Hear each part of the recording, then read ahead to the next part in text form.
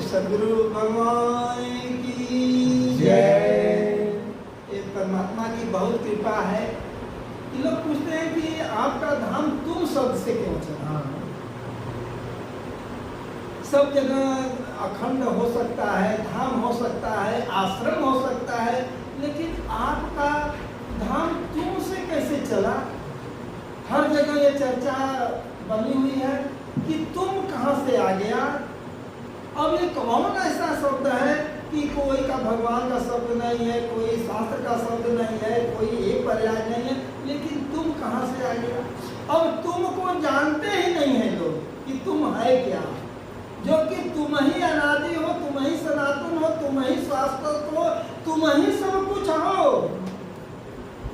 और जिधर भी देखो दृष्टि खोलो वहां तुम ही तुम हो। जिसको लोग परख नहीं पाए तो एक शब्द हम दो रहे हैं। और यहाँ कहते हैं कि तुम पूर्ण परमात्मा। देखो ये खंड नाम है, तो अखंड में पहला शब्द है तुम।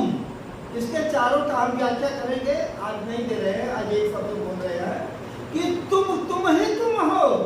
कि तुम शब्द आया किसका संबोधन दे रहा है कि तुम ही तुम हो। इसके अलावा सृष्टि में कुछ नहीं है तुम्हारे अलावा। तो यहाँ सभी लोग वंदना करते हैं लेकिन समझ नहीं पाते हैं। यहाँ देखो परमात्मा के लिए विशेष दिया गया कि पार ब्रह्म परमेश्वरा कि तुम पूर्ण परमात्मा, तुम अंतर्यामी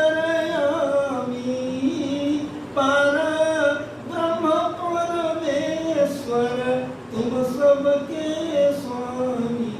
स्वामी तुम ही तुम। कि सब जगह तुम ही हो और तुम हो एक प्रबोधक, सबके प्राणपति। स्वामी सबके प्राणपति, तुम बिना और न दूजा, आस करूं मैं जिसकी। स्वामी तुम ही तुम हो। तुम अखंड हो, तुम सनातन हो, तुम शाश्वत हो, तुम ही तुम हो। और तुम्हारे लिए और क्या उपमा दूं, क्योंकि सृष्टि के अंदर कोई उपमा ही नहीं है।